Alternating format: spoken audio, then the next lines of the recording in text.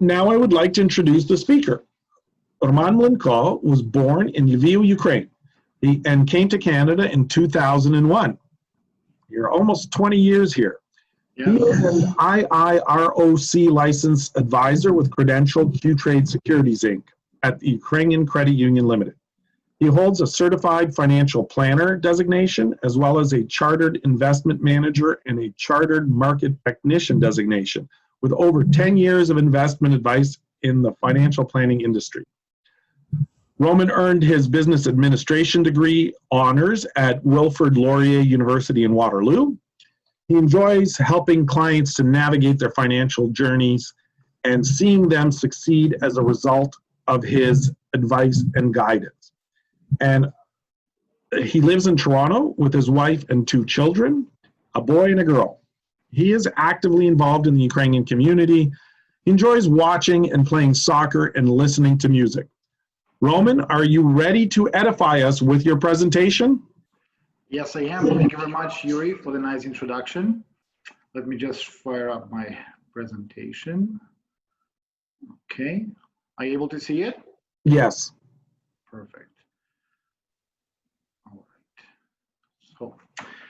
So again, good afternoon, everyone. Thank you very much for joining the webinar. Today, I will be talking about various types of accounts that investors can use to hold their investments. As Yuri mentioned, we would like to make this session as interactive as possible. So please feel free to submit your questions via chat feature on Zoom, and I will try to answer as many as possible at the end of the presentation or at some other time. All right, so what types of accounts are there? There are 3 main categories that we can group all kinds of accounts into. And these are non-registered, registered, and non-personal. First, we'll go into non-registered accounts in more detail. Non-registered accounts basically are taxable investment accounts available to Canadian residents. As the name suggests, they're not registered with the government, and they offer you flexibility, tax advantages, and they do not have any contribution limits. There are 2 primary types of non-registered accounts: cash accounts and margin accounts.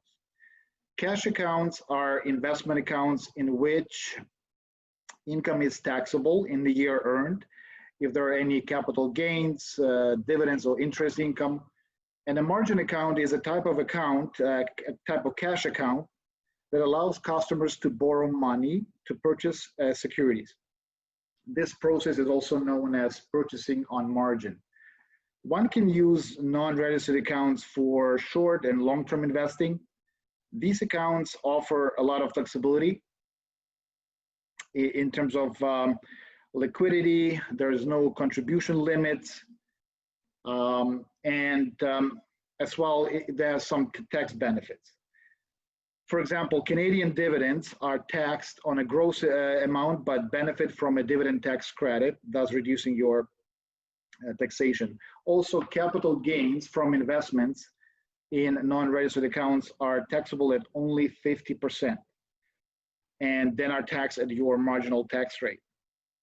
Interest income is actually, on the other hand, is taxed fully at your marginal tax rate. So to summarize, you can use cash account to have easy access to your funds. If you need flexibility and convenience, if you're saving for short or long-term goals, and also if you would like to take advantage of tax benefits like dividend tax credit and the 50% capital gain tax. As to a margin account, it is usually suitable for more experienced investors because you are using leverage, and you can use it if you want to get more funds to make your investments. So you're basically borrowing those funds from your broker, and they usually use, if you prefer higher risk and higher potential reward when you approach investing. and you want to make your investment grow faster.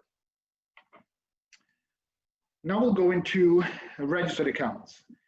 Registered accounts are accounts that are given a tax-deferred or tax-sheltered status by the government, and income that you earn in those accounts is not taxed until withdrawn. And in the case of a TFSA, it's never subject to taxation. Now, to ensure that registered accounts are used for their intended purposes, the government puts special rules that must be followed if you want to avoid being penalized. So some examples of registered accounts in Canada are RRSP, RIF, TFSA, RESP, and RDSP. And we'll go into more detail with all of these that I've just mentioned.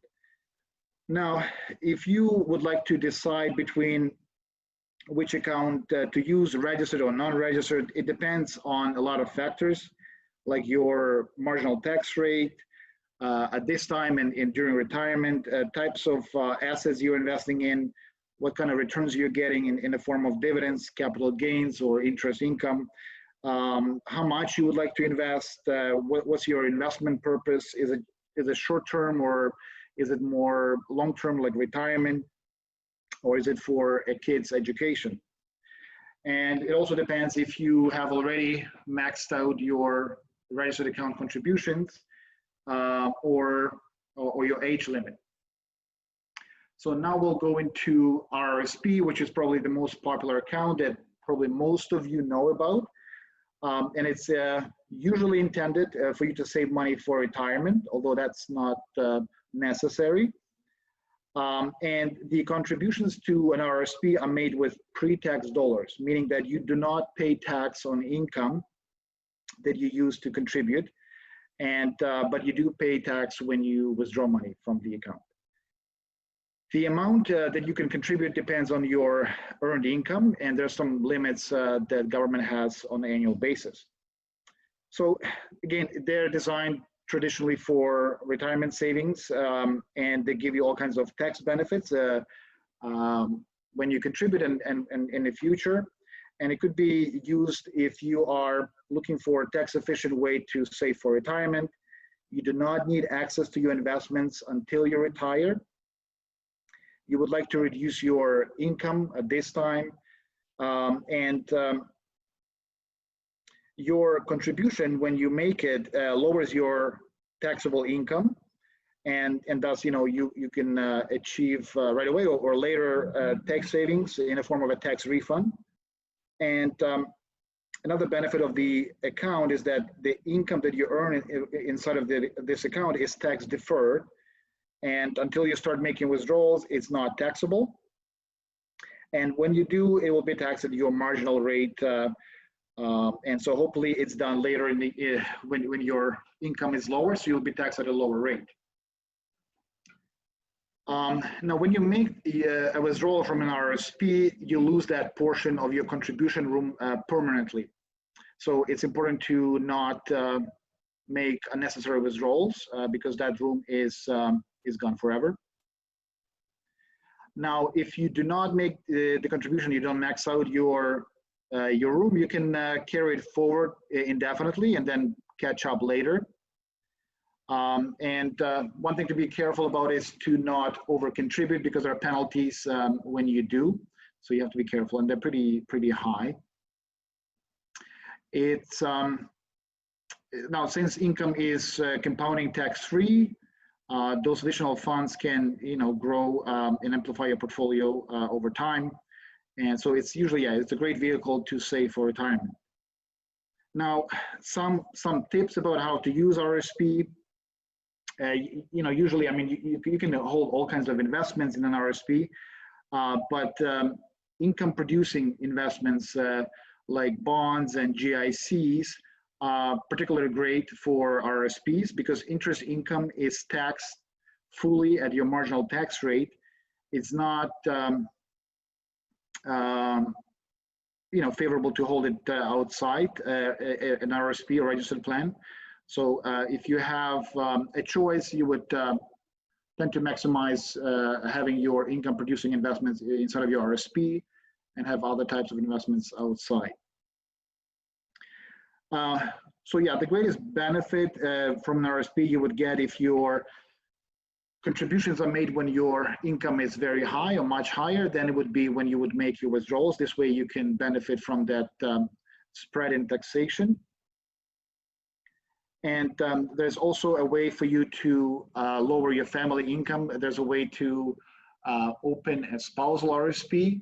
And if your spouse has a much lower income, you can contribute to that account and this way reduce your overall family taxation. Another benefit of RSPs is the fact that you do not have to track any capital gains or losses or book values of your investments whenever you do rebalancing. As you know, anything that is done inside of the portfolio has no tax implications. It's only the withdrawals that are taxed.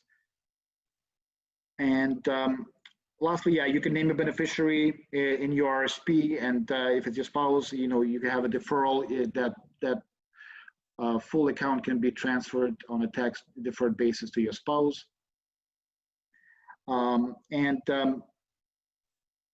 Currently, the maximum limit is just over 27,000 for this year, and it increases every year with inflation. Now, the next account that is related to an RRSP is a RIF, a Registered Retirement Income Fund. When you turn 71, you are no longer able to keep your investments in an RRSP, but it doesn't mean that you're forced to withdraw all of it and pay tax, which would be very large if you had a large account. The traditional option that most people, investors use, would be to convert your RSP into an income producing a RIF account. You can basically carry all your investments as is over to a RIF account, so it's a pretty straightforward process. And then this account would work kind of like in reverse to RRSP, because you'll be not able to contribute to it anymore, but you'll be starting to draw money on an annual basis. Now, you will need to take that money based on a schedule given by the government. There's a minimum that you have to take out, and it's based on your age. So the older you get, the higher percentage you'll have to withdraw each year. Now, you're always able to take more than the minimum, it just, yeah, at least if you take the minimum, that's the only requirement. Now, whatever you take out is fully taxable. It's basically full amount is added to your income. So that's something to keep in mind. You are also able to convert into this account before you turn 71. Your RSP is your private savings account, and you have ability to convert to an income producing account at any time. And again, you will be required to make minimum withdrawals as well based on your age. It is important to watch those withdrawals and the cash flow that you get from this account, because you don't want to be taking money out, for example, when you have a market downturn like we've experienced recently. It is critical to watch the withdrawals during these kind of times. It's usually recommended to have a portion of your RIF account in liquid safe investments that could cover up to 6 to 12 months of your living expenses. This way, if we do have a downturn, you don't have to draw on investments that experience large fluctuations. Recently, our government actually, in response to the crisis where it was COVID-19, they allowed people to take out 25% less from their RIF accounts. So if you don't need that money, you can definitely apply to take out less and wait out when markets are a little bit more favorable. And yeah, so basically you would do it through your broker and allow enough time for markets to recover, because it might take some time. All right, so the next account we'll cover is a tax-free savings account. This account is fairly new compared to the ones we've covered so far. It was introduced in 2009 by Canadian government, and it was done to encourage people to save more money. And the money that you contribute to a TFSA is done on an after-tax basis, so it's money that already has been taxed. So when you contribute, it's after tax, and when you take money out, on the other hand, it's not taxable.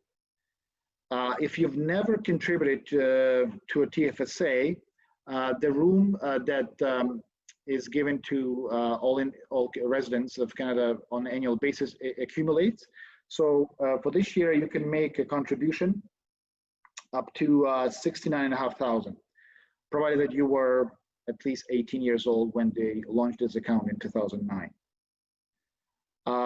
Now, if you've already made contributions, you would just have to subtract them from that maximum $69,500 you can contribute.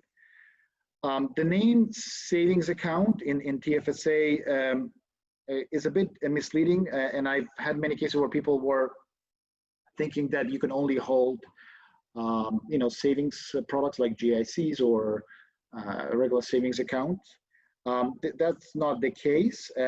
Basically, TFSA is an investment basket, and you can pick all kinds of investments to put into that basket. It could be GICs, it could be stocks, ETFs, all kinds of bonds and other savings vehicles. And so you're not limited to low yielding savings accounts in this type of account. There are not many rules about withdrawals, but so you're able to withdraw at any time without any penalty. But you have to watch the limits about contributions. So whatever you take out, you could recontribute, but you have to wait till the beginning of the next year. So on January 1st of the following year, you're able to recontribute your withdrawals. So it's important to watch that you don't do it before that and overcontribute, because the penalties are pretty steep. They basically are assessing 1% a month on the overcontributed amount. So we've had, especially in the first years of this account being introduced, a lot of people were caught making mistakes, and the government was giving them a bit of a leeway in the first few years, but then they really started to crack down on that. So what would you use a TFSA for? It could be, for long-term and short-term investment purposes. If you need easy access to your money, and then again, you would use it if you would like to defer taxation on any income you earn on investments, be it capital gains, dividends, or interest. Now, there's a lot of questions that people have about, which accounts are better to use, an RRSP or TFSA. There's no black and white answer here. There's a lot of factors that contribute to a better answer. A lot of it depends, for example, on your income level, and what you think you'll be earning in the future, your spending habits, your savings goals. Ideally, you would be able to contribute to both and max out both RRSP and TFSA. For most of us, it's not usually feasible. So then, you have to look at other factors to decide which one is better to prioritize. So usually, if your income is high, you would contribute first to an RRSP, because this way you're able to deduct your income at a much higher tax rate, and then you get a bigger break from the government in the form of a tax refund. Also, an RRSP could be a preferred vehicle if you would like to invest heavily into foreign investment, like foreign stocks, because they get a preferential taxation. RRSPs are recognized as retirement savings vehicles by the United States. And so that when you invest in US stocks, for example, the dividends that you receive are not subject to withholding taxes, which is not the case with a TFSA. Now, if your income is low, so what is low? I mean, usually they say like if it's below $50,000 or $40,000, TFSA could be a better vehicle and a more flexible vehicle. You're not subject to any restrictions like the contribution, like your income, your earned income is used to assess the contribution limit for your RSP. With TFSA, you don't have that restriction, and it's much easier to take money out of a TFSA.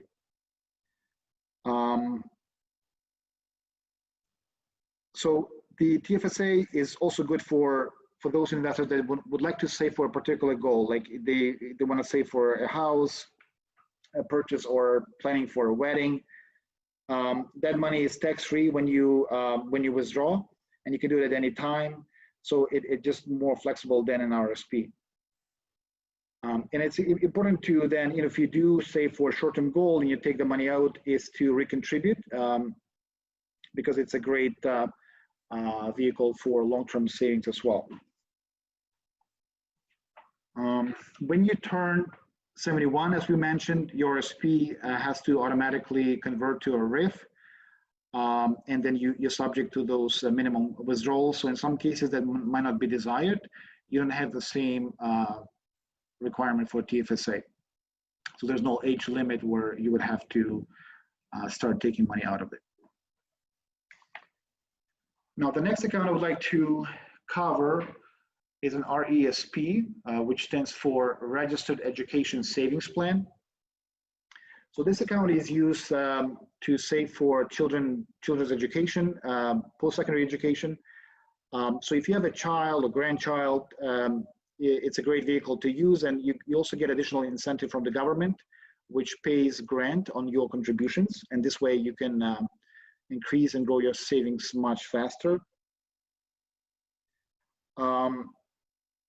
This account could be open for your child, could be also for your niece, nephew, your grandson, and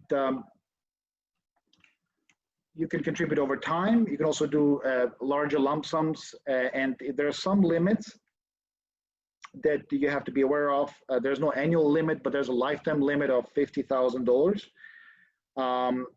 which you could put in. It just, if you do that right away, you could lose, you will lose quite a bit of grant money. Government is paying 20% on your contributions of up to $2,500 per child. So you can do catch-ups as well. So it's most people use that strategy to maximize the grant, which is pretty substantial. Over years, you can get up to $7,200 per child from government, which is free. So if you're able to, it's a good benefit to use. So the money, how do you tax RESPs? Basically, they work a bit like RSPs and a little bit like TFSA. So unlike an RRSP, you don't get a tax refund, so you contribute on an after-tax basis. So in this way, it's like in TFSA.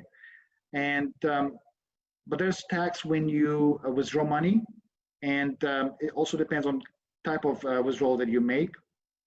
So when your child starts their post-secondary education, there's two types of withdrawals that you can make.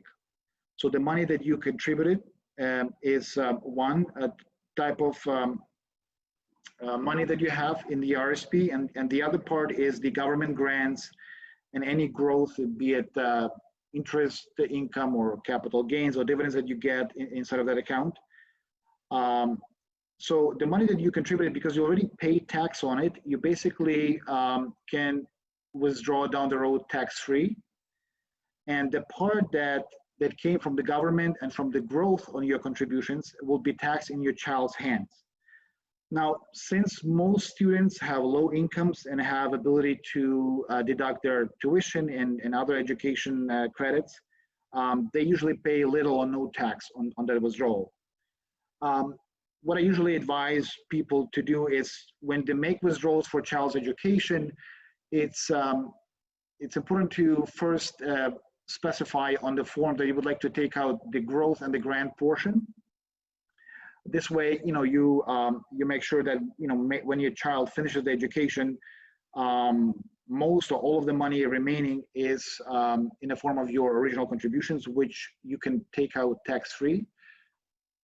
Now, if your child, for some reason, decides not to go to a university or college, there are some options that you can use. You can, if you have more than one child, it's good to have a family plan where you can transfer that money to another child and to be used for education.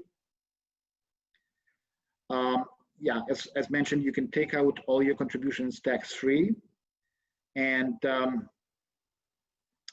so if you maxed out, your RESP, you basically can take out 50,000, which is the limit out of the account for with no taxation. Now, the unfortunate thing, the grant money will have to be returned to the government if the money is not used for educational purposes, which is kind of fair because the government is using those grants to support education. Whatever else is remaining, like the capital gains and dividends and interest,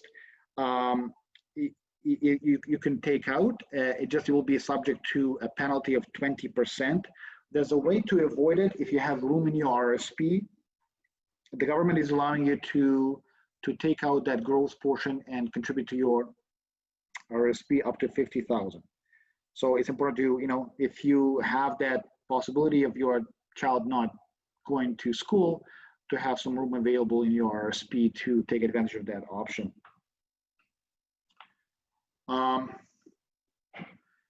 Now, sometimes,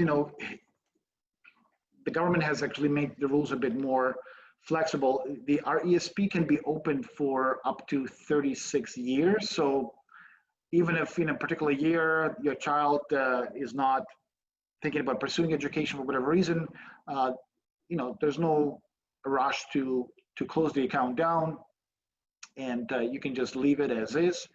And if they change their mind and go to university, this account can be active for quite a few years. Now, the next account we'll look at, it's also a new type of account that has been introduced a few years ago. It's RDSP, which stands for Registered Disability Savings Plan.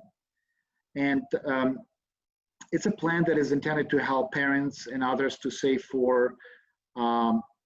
to provide financial security of a person who has a disability and is a recipient of disability tax credit. So like with RESP, the contributions are not tax deductible and can be made until the year the beneficiary turns 59. And the contributions, when withdrawn, are not included as income to the beneficiary when they're paid out of RDSP. Now, there's a Canada Disability Savings Grant and Canada Disability Savings Bond that are contributed by the government into the account, and also any income that you earn, they would be included in the beneficiary's income when they're making the withdrawal. There's no annual limit on how much you can contribute to this account, but there's a lifetime limit of $200,000. And again, the contributions are permitted until the year beneficiary turns 59. Now, the matching grant that that is given by the government is pretty generous, so it's something to consider. And it depends on your family income, but it could be up to 300%. So, it's pretty substantial. The maximum grant is $3,500 per year, and the lifetime limit is $70,000. So for those who are able to take advantage of this, it's a great savings vehicle. Now, Canada Disability Savings Bond is another grant that you're receiving from the government, and it's meant for people that have low or modest income. And if you qualify for this bond, you can receive up to $1,000 a year. And that depends on the family income. And over a lifetime, you can get up to $20,000. And these bonds are paid into the account if you open the application and up to the time the beneficiary turns 49. and you do not have to make any contributions to receive that bond. So again, this is a great, like for those who have no ability to contribute, I would suggest, to consider applying and open the account if you qualify, and then you can get that bond at least to save for your beneficiary. Now, lastly, I would like to cover the last third category of accounts. It's technically could be lumped in with non-registered accounts. So these are non-personal accounts. So these are as well non-registered accounts. Just they're set up in a name instead of an individual. They would be set up in the name of a business or non-profit organization like a church or museum, and then estate or trust. So they would work similar to non-registered accounts in terms of their taxation and contributions. So we'll not go into detail, but I just wanted to mention these are another type of accounts that organizations and businesses and non-profit organizations can use to invest. That is it for me. Thank you very much for your attention. Now I will turn over to Yuri. Yuri, do we have any questions? Yes, thank you, Roman. That was very informative, and I just want to say that both I and my son are longtime clients of Roman, and we're very happy with his advice. In fact, what I did several years ago, probably about almost 10 years ago now, is I invested my son's RESP account with Roman and started letting my son select his own stocks. So all his RESP money is invested on the market. He learns a little bit about how the market works, gets to make a few decisions on his own within the parameters that Roman and I set up for him. But I got to tell you, he is a smart kid because he listens to his advisor, and consistently his portfolio outperforms mine because I don't listen as well as my son does. He doesn't know how to say no to his advisor yet. He just says, okay, you're smart, I'll do what you tell me. So word of advice to people, take what Roman tells you and listen to it hard. He probably has more information, or at least has studied the market a lot more carefully than you and I have. Anyway, I've also learned tons from Roman on things like TFSAs. I really didn't understand them until recently, and one very exciting thing that I learned is if your TFSA grows and you withdraw that money, you're allowed to put it all back, not just the maximum contribution limit, but you're allowed to put back it the next year. You're allowed to put up to whatever it has grown to. So that's a very, very fascinating tool, this TFSA, as far as I'm concerned. So we do have some questions.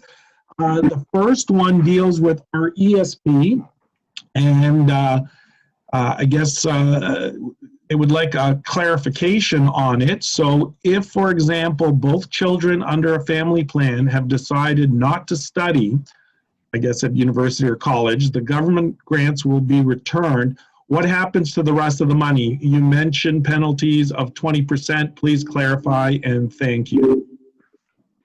Okay, so there are two kinds of funds that you have in RESP. Your original contributions, which are made on an after-tax basis. So that is never taxable. You can take it out later on if your kids don't go to school, tax-free. Now, when you invest your contributions, you can get over time, growth in the form of dividends or capital gains or interest. Let's say if you invest in a GIC and you've accumulated $5,000 in interest over the time that you have the RESP, that is called accumulated income payment, AIP for short. That portion is taxable if you take it out later on for non-educational purposes. Well, actually it's taxable in the hands of the student as well when they use it for education. Just usually when students' income is so low that it's almost always or usually zero or very little. Now, the government is allowing you to transfer up to $50,000 to your RRSP, and this way avoid that 20% penalty, because if you don't have room in your RRSP, or you just choose not to contribute to your RRSP, or didn't know that you could do that, and you take that money out, then it'll be subject to 20% taxation. So basically it's a penalty, because the reason they do that, because they allowed you to have this account and have the tax deferral over all these years on all your growth. Because if you are doing this in a regular account, they would be taxing you annually on any income that you receive. So they kind of trying to offset, that benefit because it's not used for educational purposes. But again, there's a way to avoid that by having sufficient room in your RRSP. And again, 50,000 is pretty generous amount because it's only the growth portion. So it won't be usually a large amount, and your contributions are not taxable because already been taxed before. Okay, now here's well, first I'll ask a bit of a follow-up question on that, and then I'll get to the next one.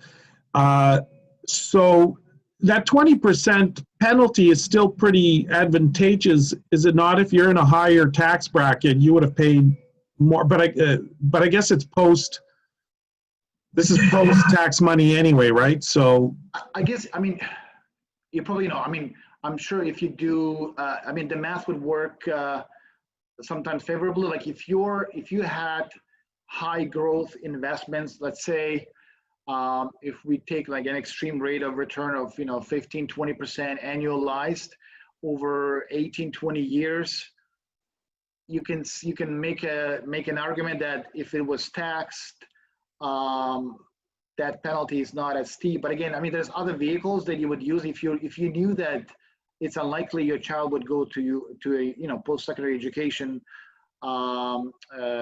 then yeah, you could use other vehicles. Again, like TFSAs is an option, and yeah, so I'm sure, yeah, there's a way to make an argument. But I guess nowadays it's usually a low risk. Again, if you do enough planning, first of all, most kids end up in some kind of a program in a college or university, even for a year or two.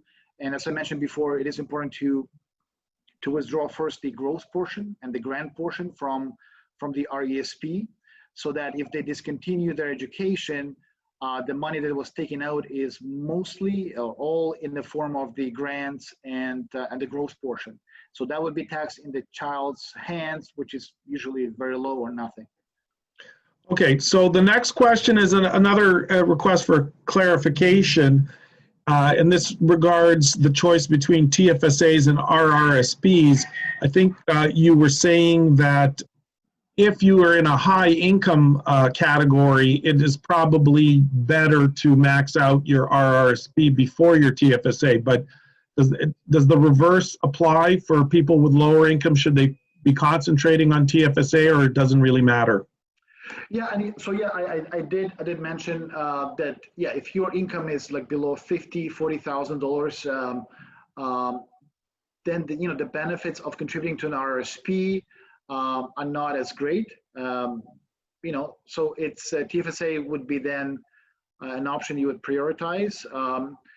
So there's sometimes benefits of RRSP for other reasons, like I haven't mentioned. Like for example, you find because of the restrictions that they have on withdrawals and taxation, I find people are less they're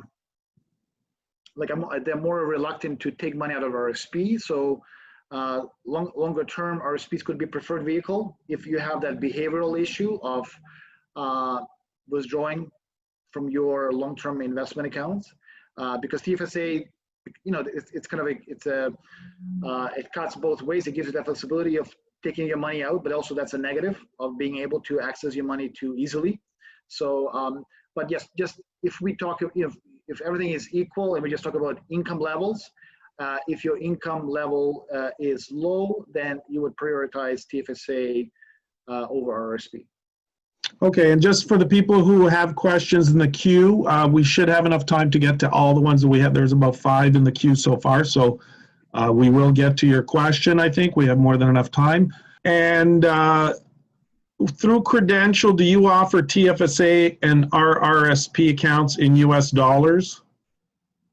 Yes, actually, that's a recent option that we have. Before it wasn't an option, but yeah, now you can do that in U.S. currency. So which is great, because there's a lot of opportunities in the U.S. market, which is much larger and diverse.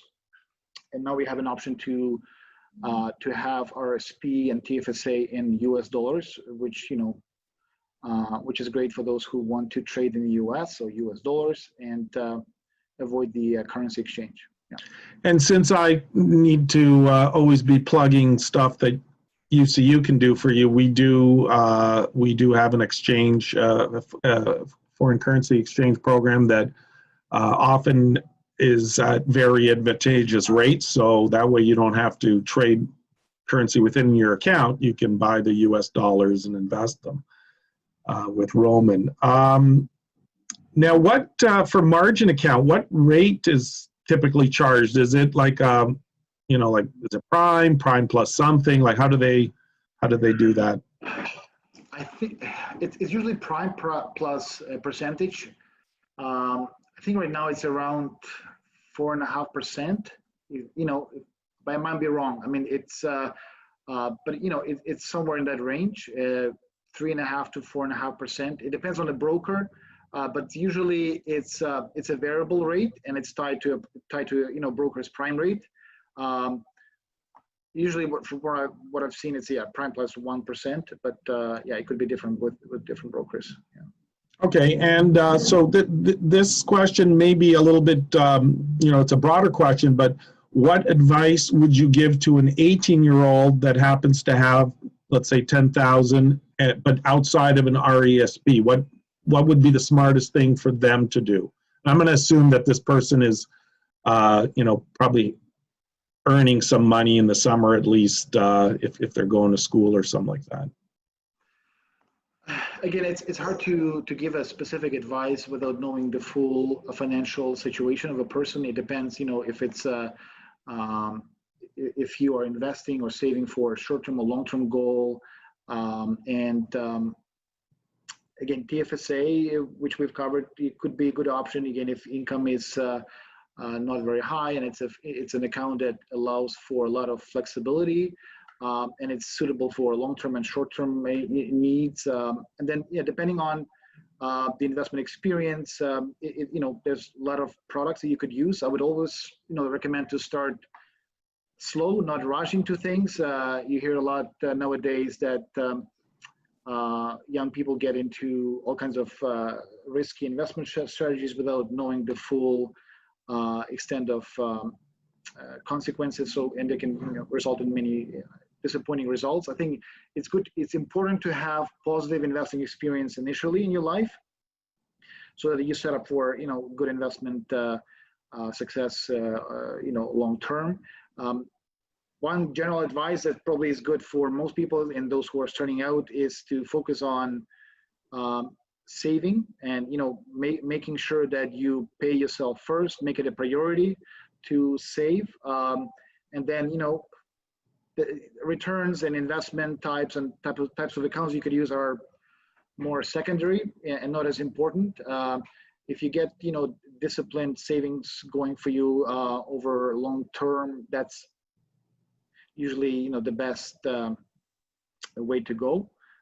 So again, and just if you are very new to investments, just would recommend start slow and get more experience and more comfort, and over time you can expand into other strategies. And I think that's excellent advice. One of the reasons that I mentioned earlier that I put my son's RESPs into the market so that he would have some experience, whether good or bad, with, and luckily for him, it's been mostly good. But my father, for example, didn't teach me anything about investment. We never talked about it. I spent, too many years not even considering the market, being scared of it, and then too many more years in the market as a completely uninformed individual. And it, honestly, in my own personal experience, it wasn't until I switched to Mlynko, who had always has time to talk to me and talk me through my crazy investment schemes and give me some good advice on where I should, which one of those schemes I should follow and which ones I should probably not think about as much. And again, I think it's important to listen to them because I don't always listen to them to my own regret.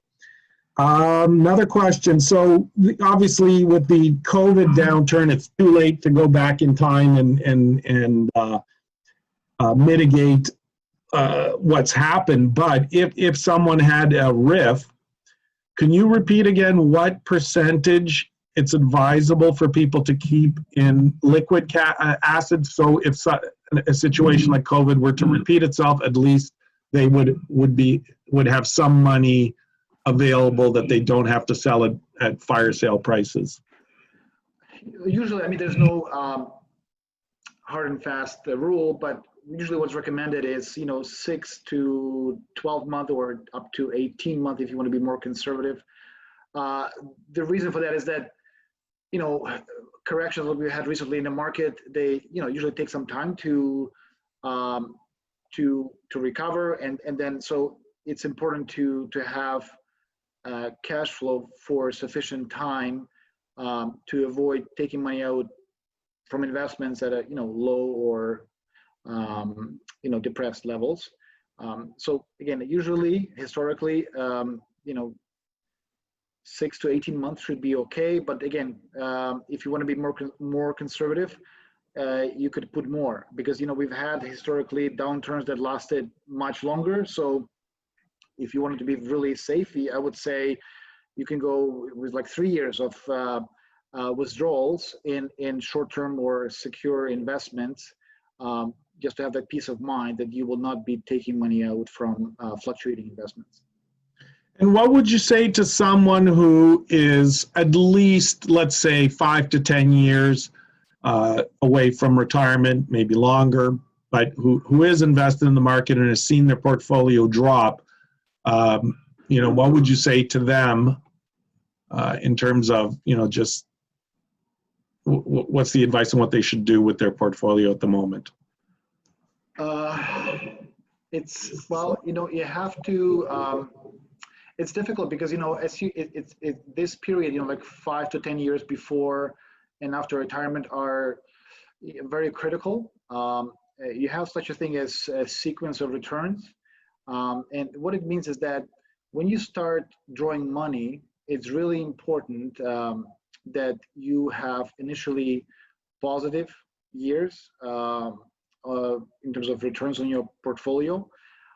Because when you draw money, you reduce your capital, and if you experience low returns or significantly low and negative returns, then you can really suffer irreversible consequences to your portfolio growth, even though those bad years could be followed by much better years. If your capital has shrunk significantly, it will be hard to recover. It doesn't matter when you are saving, because the math works out to be the same. So if you have initially 5 bad years and 5 good years, or you reverse it, you're going to end up at the same number mathematically. It's, when you start drawing money, that's very important to make sure your portfolio doesn't suffer significant drawdown. So in this situation, if if you've had a big decline in your portfolio, and close to retirement, it's important again to have a hard look at your portfolio, see how it is positioned, and you just have to be much more vigilant when you get close to retirement or in retirement about your investments, because those first pre-retirement and post-retirement years are very important for your long-term success, in terms of your retirement savings. I may have read that question, but I think it was someone who's a bit further away from retirement. They're kind of asking, they should probably sit tight on their investments instead of panicking, because if they sold it now, they just lock in all their losses. I think that's what they're asking. Okay, well, maybe, sorry, I misunderstood, but ideally, I mean, regardless of the situation, I suggest, that people pay attention to how they are invested. Sitting tight is one thing, but if you are sitting tight in the wrong type of investment, it could take many years or forever to see any rebound or recovery. So it is important to always pay attention how you invested.